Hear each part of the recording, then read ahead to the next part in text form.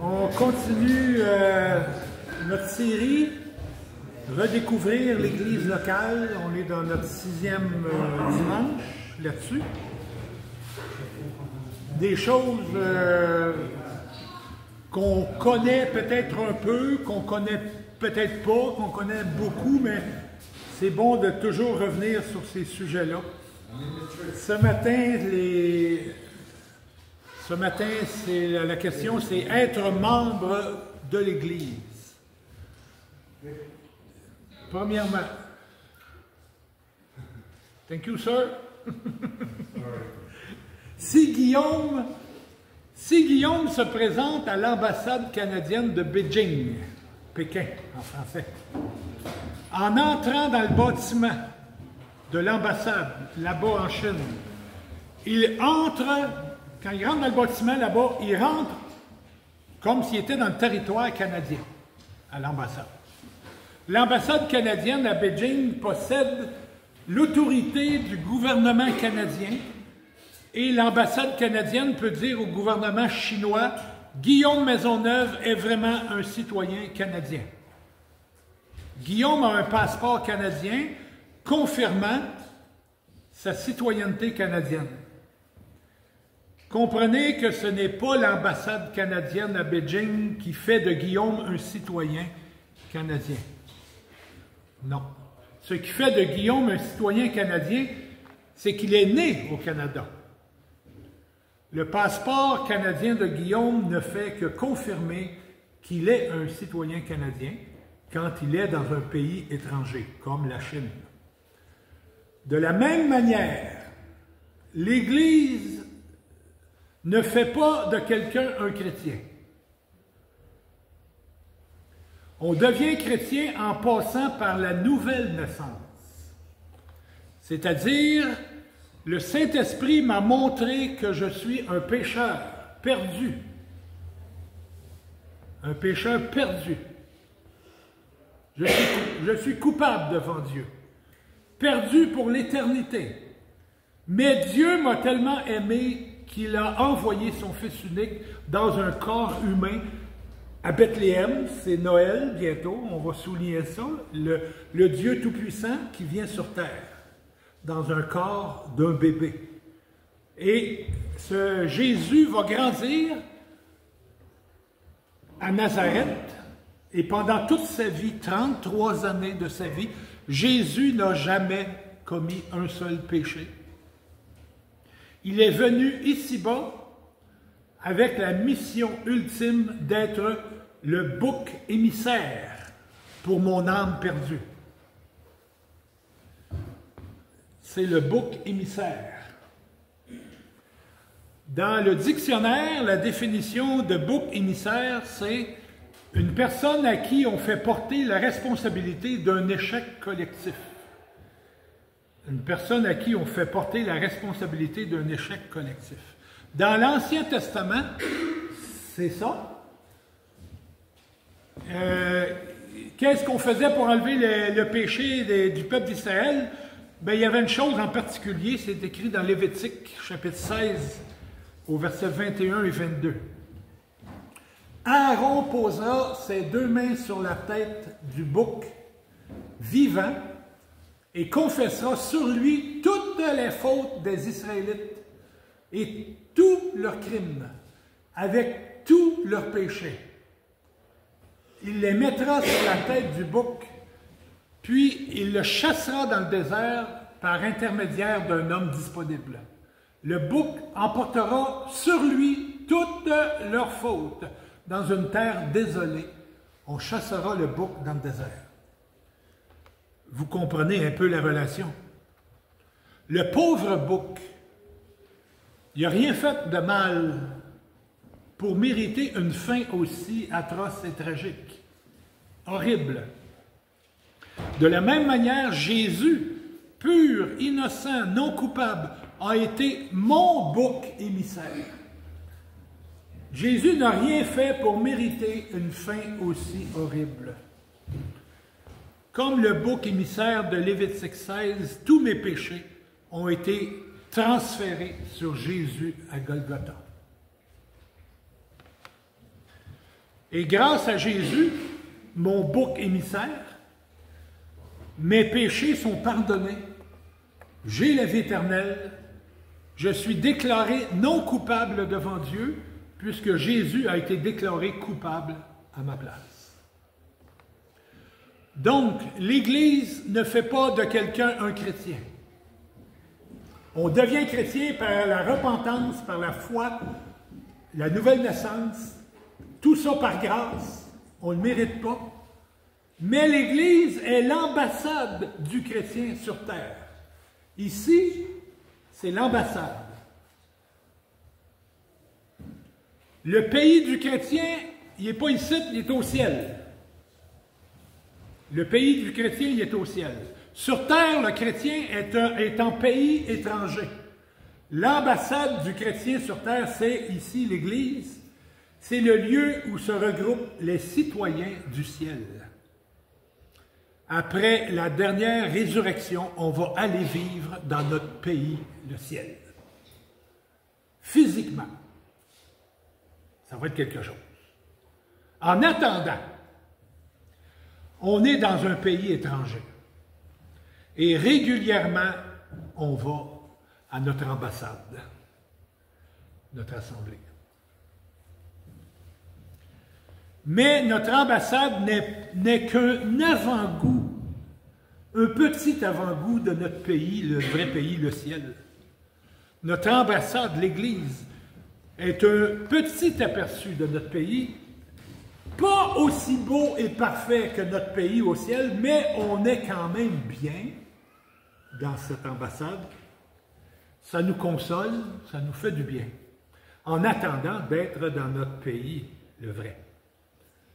Rappelez-vous ce que je vous ai dit au début, au tout début. Je vous ai dit, si Guillaume se présente à l'ambassade canadienne de Beijing, en entrant dans le bâtiment de l'ambassade, il entre en territoire canadien, même s'il est en Chine. L'ambassade canadienne à Beijing possède l'autorité du gouvernement canadien et l'ambassade canadienne peut dire au gouvernement chinois « Guillaume Maisonneuve est vraiment un citoyen canadien ». Guillaume a un passeport canadien confirmant sa citoyenneté canadienne. Quand on lit les Épîtres du Nouveau Testament, on voit bien que l'Église de Jésus-Christ n'est pas parfaite. Je n'ai pas besoin de vous faire un dessin très long. L'Église de Jésus-Christ n'est pas parfaite. L'Église vit des difficultés, des frictions entre ses membres. Êtes-vous à la recherche d'une Église parfaite? Vous allez chercher longtemps, très longtemps. Et le jour où vous allez en trouver une Église parfaite, votre présence va faire que cette Église va devenir imparfaite. C'est pas compliqué. Je vais maintenant faire un appel téléphonique. Je vais appeler l'apôtre Paul.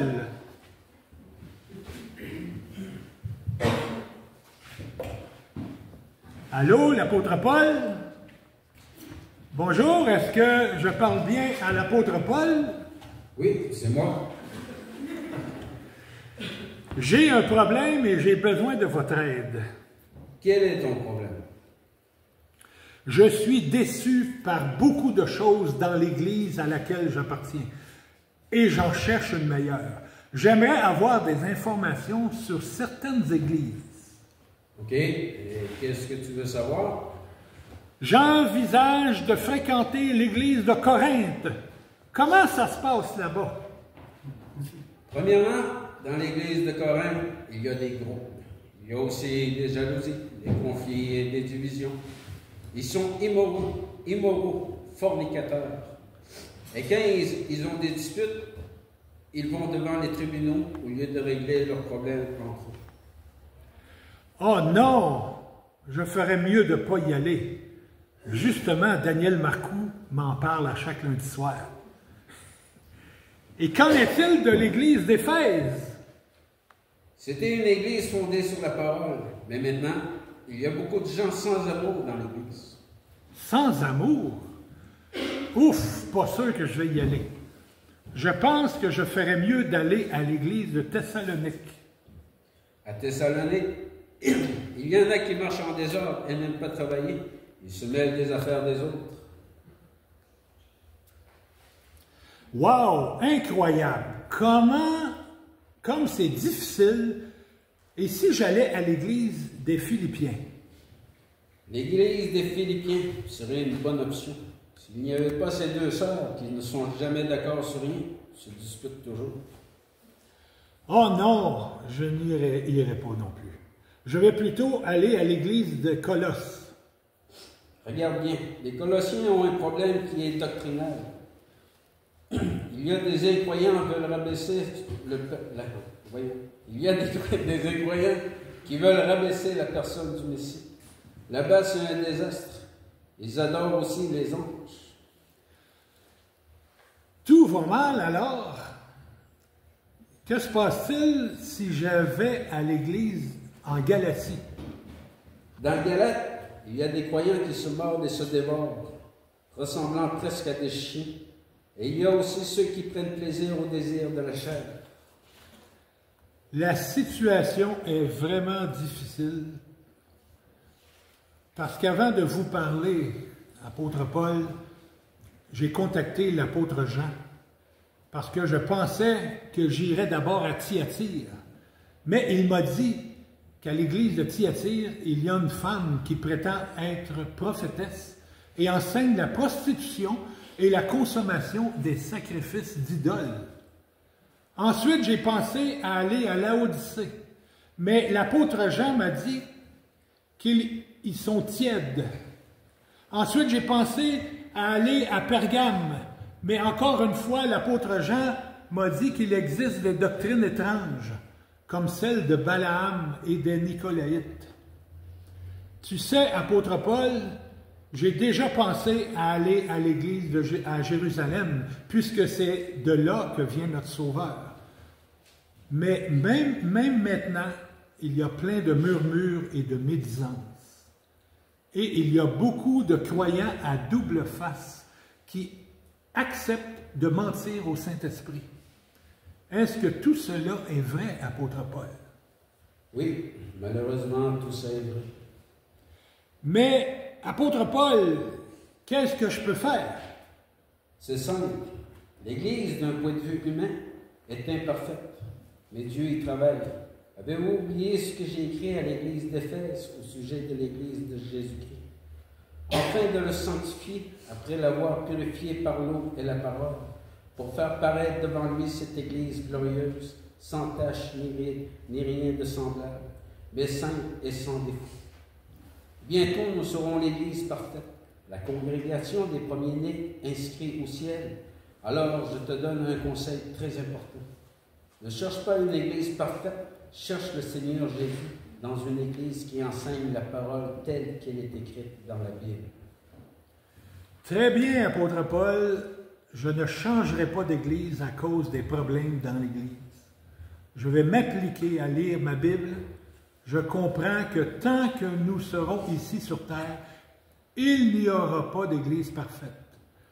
Je regretterai le mal et ferai de mon mieux pour persévérer. Vivre une vie chrétienne authentique et attendre Jésus lors de sa seconde venue. Merci beaucoup pour tout, apôtre Paul. Vos conseils et suggestions m'ont été très utiles. Pas de problème. Ça m'a fait plaisir de t'aider, mais souviens-toi de ceci. Si tu t'éloignes d'une église à cause d'une erreur d'un frère, quand tu iras dans une autre église, tu vas être encore déçu et frustré. Jusqu'à ce que tu ne fréquentes plus aucune église. Et là, le diable aura gagné la bataille, parce qu'il aura rempli ton cœur d'amertume, de mépris, de mauvais jugement, de médisance et de calomnie. Tu iras même jusqu'à te penser meilleur que toutes ces églises. Merci, l'apôtre Paul. À la prochaine. À la prochaine.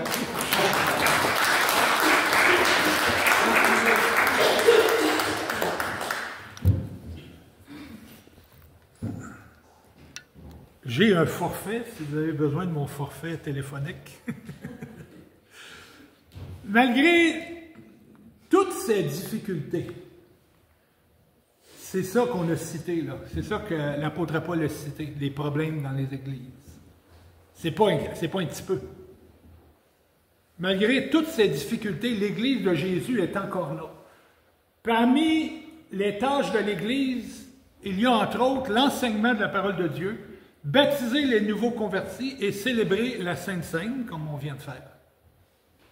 Les églises d'aujourd'hui ressemblent beaucoup aux églises du Nouveau Testament.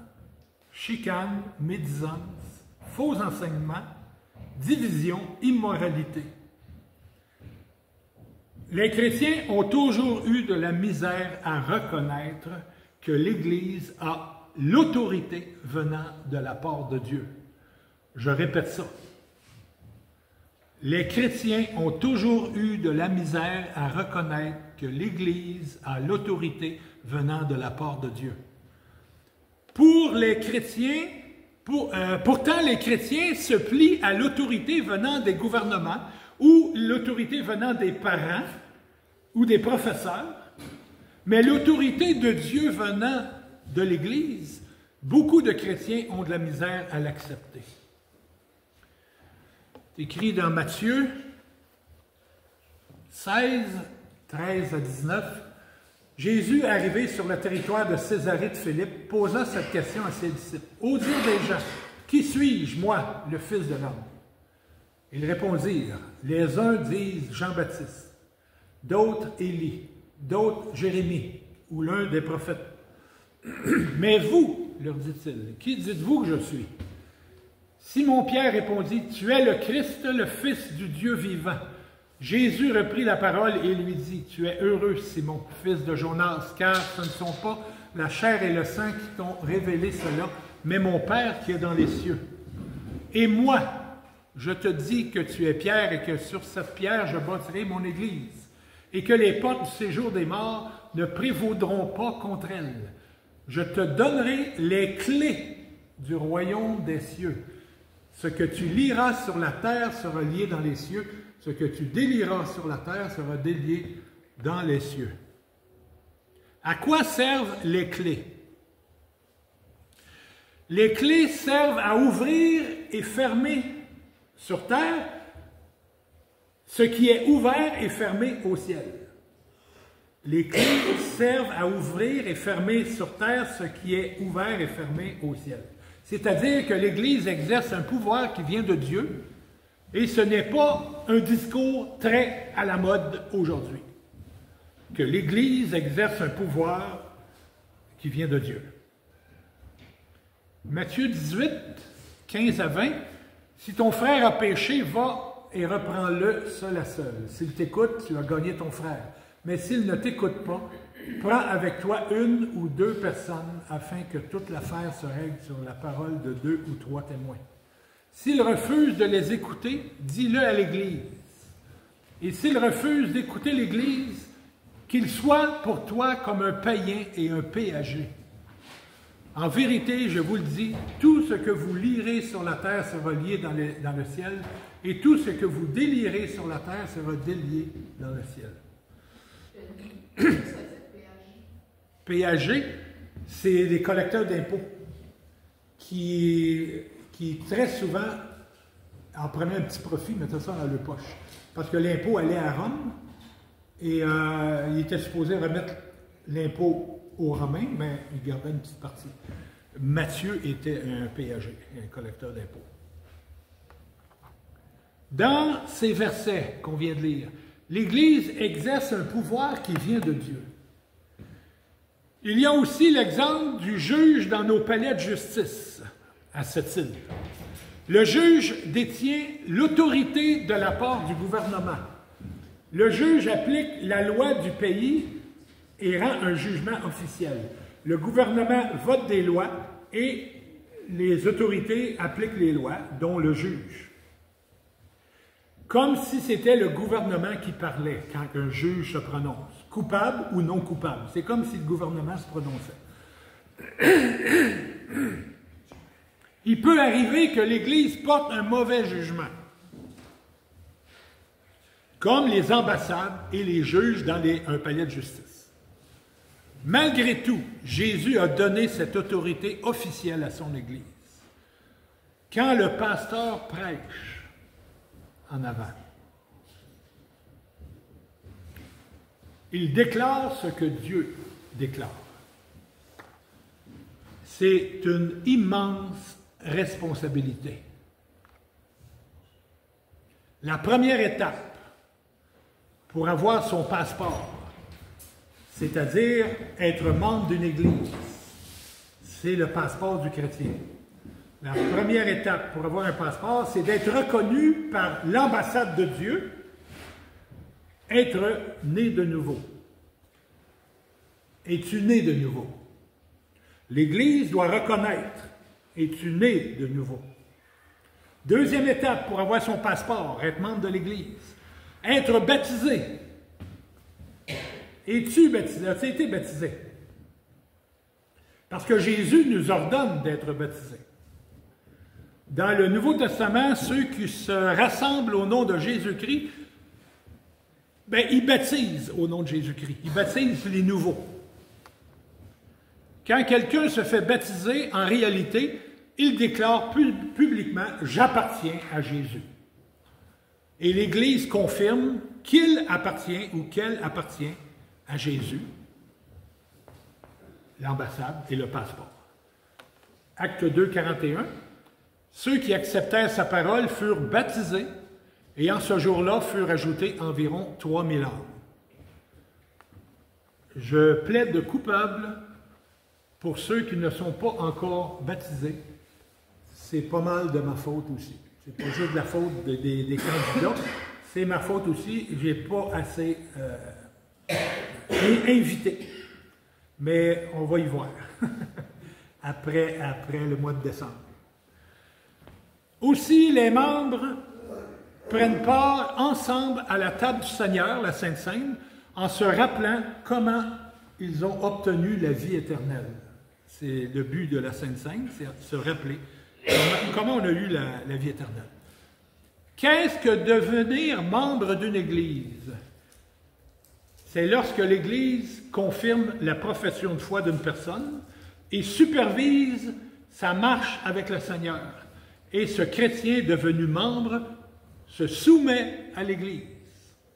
C'est ça, être membre d'une Église. L'apôtre Paul enseigne de se soumettre les uns les autres et de se soumettre aux dirigeants de l'Église et évidemment au Seigneur. Et si vous permettez aux membres de l'Église de prendre soin de vous, vous devez, vous aussi, prendre soin des membres de l'Église. C'est dans les deux sens. Le fait d'appartenir à une Église nous offre l'encouragement, le réconfort et la sécurité de la bergerie, Jésus-Christ étant le bon berger. Ça nous donne aussi l'occasion d'être nourris spirituellement. Ça nous donne aussi l'occasion de vivre l'amour d'une famille, la famille de Dieu. Finalement, être membre d'une Église implique des privilèges et des responsabilités. Exemple de privilèges. Aller voir un spectacle. Tu t'assis sur une chaise, tu n'as rien à faire. Tu as le privilège, mettons, d'aller au Centre Bell et de voir les Canadiens. C'est un privilège. Ou bien donc, aller dans une croisière sur un bateau. On ne te demandera pas, veux-tu aller laver les toilettes? Ben non. C'est une croisière. Tu te la coules douce. Beau privilège. Ou recevoir un billet gratuit pour aller à telle chose, telle activité. C'est le fun de profiter d'un beau privilège. Mais être membre d'une Église n'implique pas seulement que recevoir des privilèges, mais aussi accepter certaines responsabilités. Adam était bien dans le paradis terrestre, mais il avait aussi reçu de Dieu la responsabilité de cultiver et prendre soin du jardin. L'Épître aux Hébreux nous montre un exemple de responsabilité. Veillons les uns sur les autres.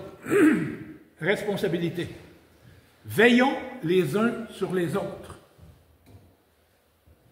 Pas juste une petite poignée de personnes qui veillent sur les autres. Veillons les uns sur les autres pour nous inciter à l'amour et aux œuvres bonnes.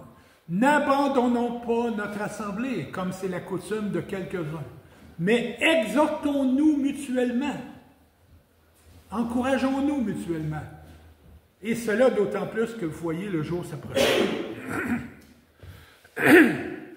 Être membre d'une église, ce n'est pas assister à un spectacle, même si ça a l'air de ça.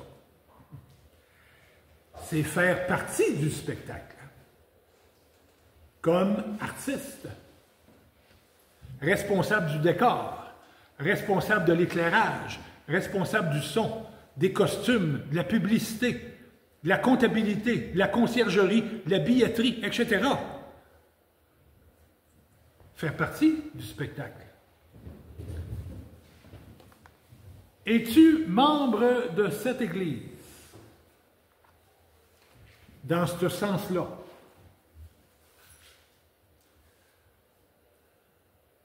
Aimerais-tu être membre de cette Église? Toujours dans ce sens-là. Privilèges et responsabilités. 3 conditions pour être membre de cette Église. Né de nouveau, baptisé et serviteur dans l'Église. S'il y en a un des 3 qui n'est pas là, tu n'es pas un membre de l'Église. Tu es un spectateur. S'il te manque une de ces conditions-là, faut y voir.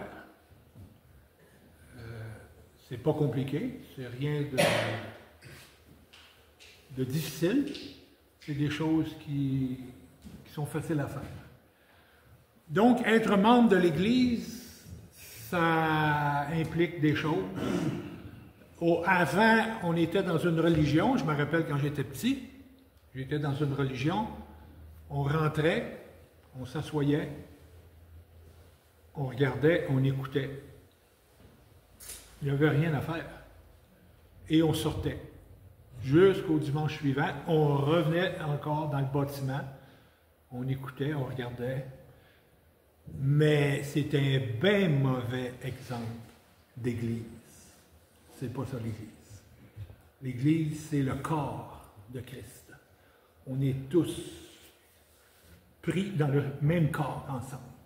On est soudés ensemble et on avance ensemble, on travaille ensemble, on vit ensemble.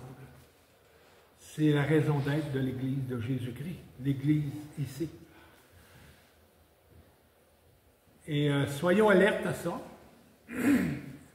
Et voyons-y. Je vais prier. Merci Seigneur Jésus pour encore la parole que tu nous donnes à regarder. Redécouvrir l'Église locale. Et Seigneur, oui, c'est une chose à considérer, à regarder. Est-ce que je produis ces 3 conditions-là? Ou bien non, est-ce que je suis un spectateur? Et Seigneur, convainc-nous, chacun. Merci Seigneur de ta parole, merci parce que tu es bon envers nous et tu veux notre bien. Merci pour ton Église que tu as créée.